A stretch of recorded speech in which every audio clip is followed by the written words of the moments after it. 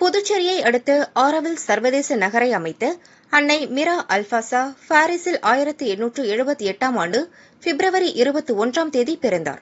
ஸ்ரீ அரவிந்தரின் ஆன்மீக கொள்கைகளால் ஈர்க்கப்பட்டு 1914இல் புதுச்சேரி வந்தார். அரவிந்தர் இவரை அம்மா என்ற பெயரிலேயே அழைத்தார். அன்னையின் பெரும் முயற்சியால் புதுச்சேரியில் அரவிந்தர் ஆசிரமும் ஆரோவில் சர்வதேச நகரமும் தோற்றுவிக்கப்பட்டன. அன்னையின் 146வது பிறந்த நாளையொட்டி இன்று ஆசிரமத்தில் அன்னை வசித்த அறை பக்தர்களின் தரிசனத்திற்காக திறந்துவிடப்பட்டது.